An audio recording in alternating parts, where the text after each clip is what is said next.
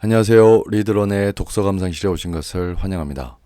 지난 영상에서 우리는 몇 가지 키워드를 가지고 조선 14대 임금 선조를 살펴봤습니다. 그 키워드는 최초의 반개 출신 임금, 사림의 직공과 붕당의 시작, 정유림 모반 사건과 기축옥사 등이었습니다. 오늘은 조선 14대 임금 선조의 연장으로 임진왜란을 다루도록 하겠습니다. 정유림 모반 사건으로 동인 강경 세력들이 죽어나가고 다시 북인과 남인으로 갈라지는 혼란스러운 상황이 계속될 때 일본에서는 100년 넘게 이어져온 피바람 나는 전국시대가 오다 노부나가와 그를 계승한 도요토미 히데요시에 의해 통일됩니다.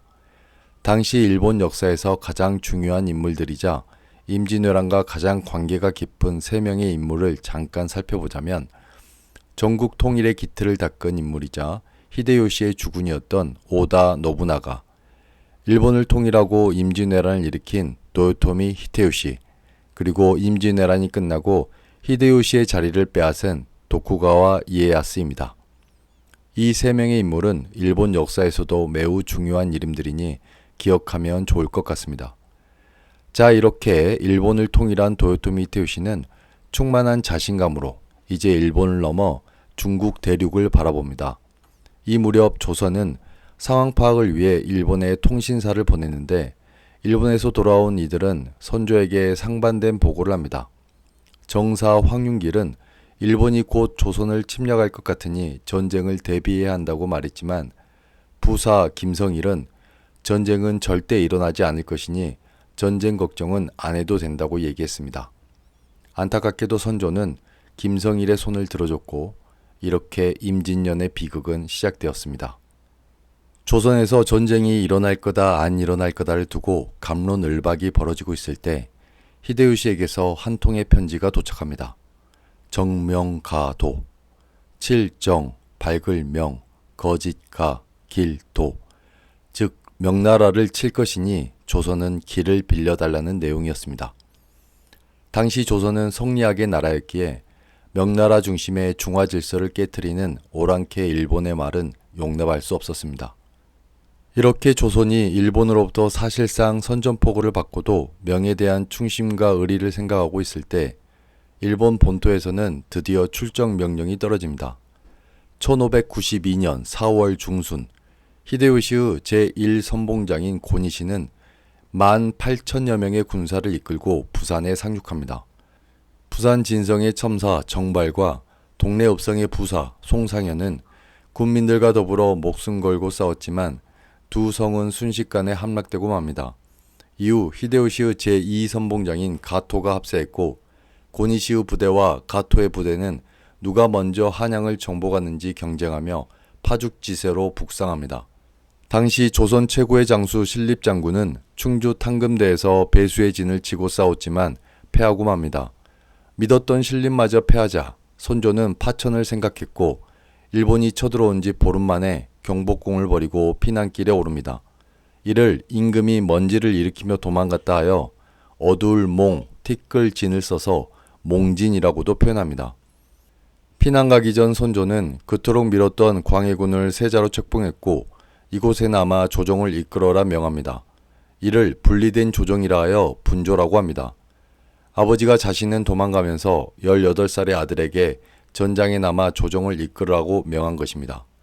백성을 버리고 떠난 왕에게 백성들은 분노했고 임금이 살던 경복궁은 분노한 백성들에 의해 불에 타 소실됩니다.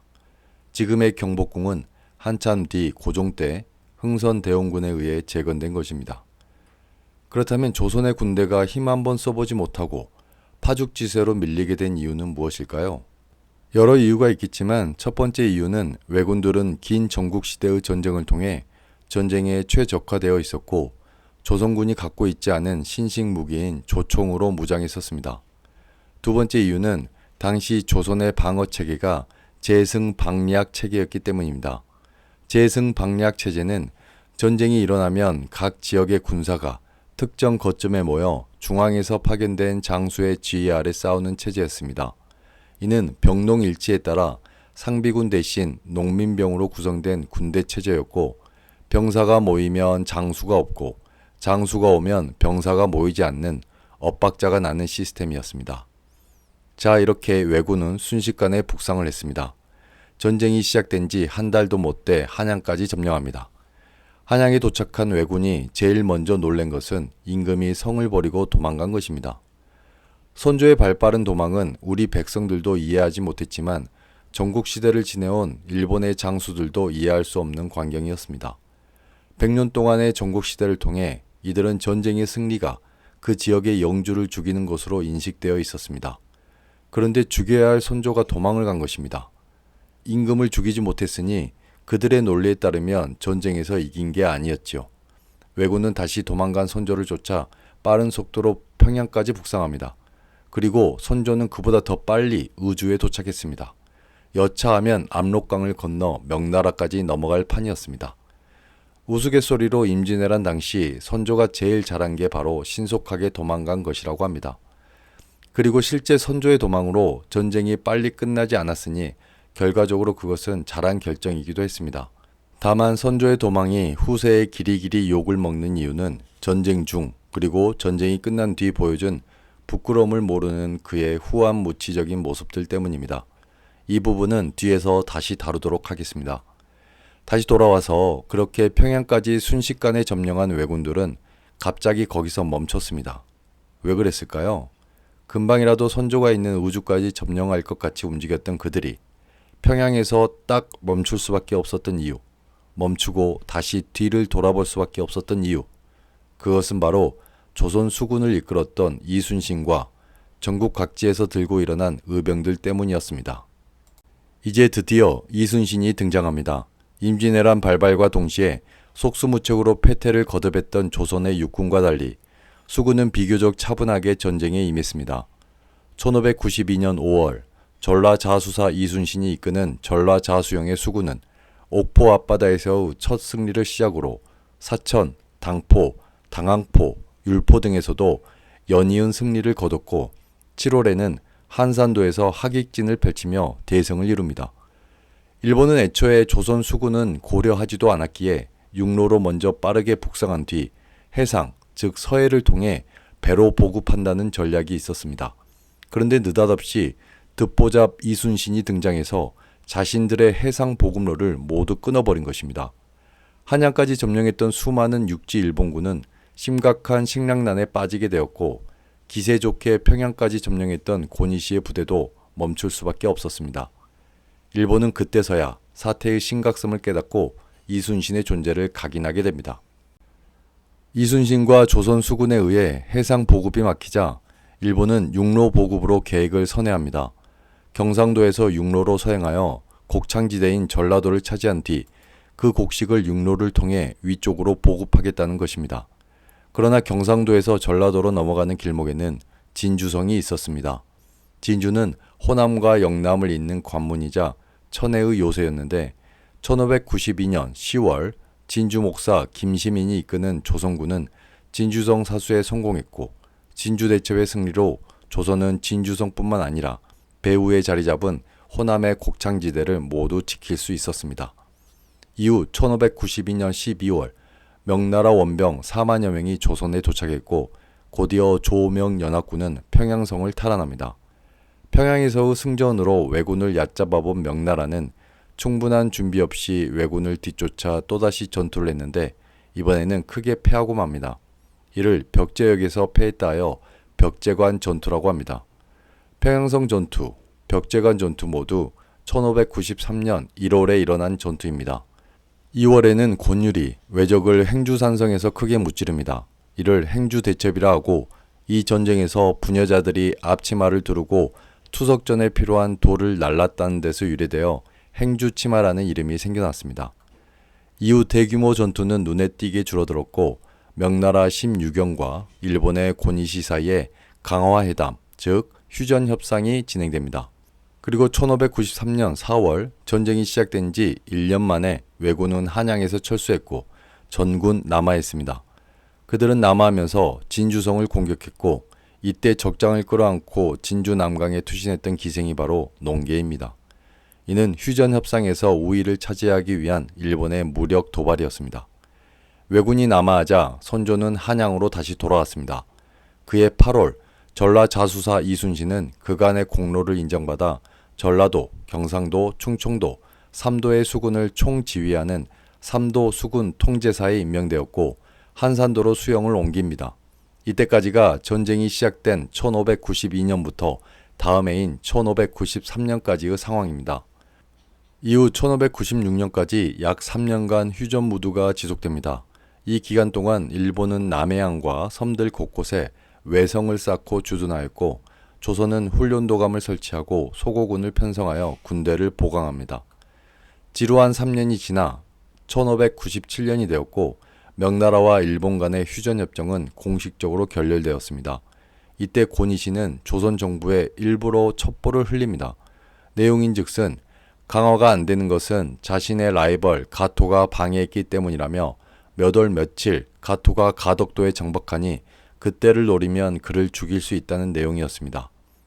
선조는 이를 믿어 이순신에게 출정하여 가토를 죽이라 명했지만 이순신은 이 모든 것이 적들의 계략임을 눈치채고는 선조의 명령을 받들지 않았습니다. 이에 선조는 명령 불복종으로 이순신을 모든 관직에서 파직했고 이순신은 백의종군의 길에 나섭니다. 이순신이 맡았던 삼도 수군 통제사는 능력 없고 욕심 많은 원균이 차지하게 되죠. 휴전협정이 공식 결렬되자 도요토미 히데요시는 또다시 총공격을 명령합니다. 이것을 임진년에 이어 정유년에 다시 일어난 전쟁이라 하여 정유재란이라고 합니다. 넓은 의미의 임진왜란, 즉 7년 전쟁이라고 하는 임진왜란에는 이 정유재란도 포함되는 것입니다. 이렇게 전쟁은 다시 일어났고 선조는 원균에게 가덕도로 출정하여 적들을 섬멸하라 명했습니다. 이때 육군을 담당했던 도원수 권율은 주저하는 원균을 불러 곤장까지 쳤습니다. 결국 원균은 그동안 이순신이 만들어놨던 조선 수군을 데리고 가덕도로 출정했고 결국 거제도 앞바다에서 조선 수군은 전멸당합니다. 이것이 1597년 7월에 벌어진 칠천량 해전입니다. 임진왜란 7년 전쟁을 통틀어 조선 수군이 유일하게 패했던 해전이었습니다. 조선 수군이 전멸하자 선조는 백의종군한 이순신을 다시 불렀고 삼도 수군 통제사에 다시 임명합니다. 당시 조정에서는 이순신을 임명하긴 했지만 수군의 전력이 완전히 무너졌다고 판단했습니다.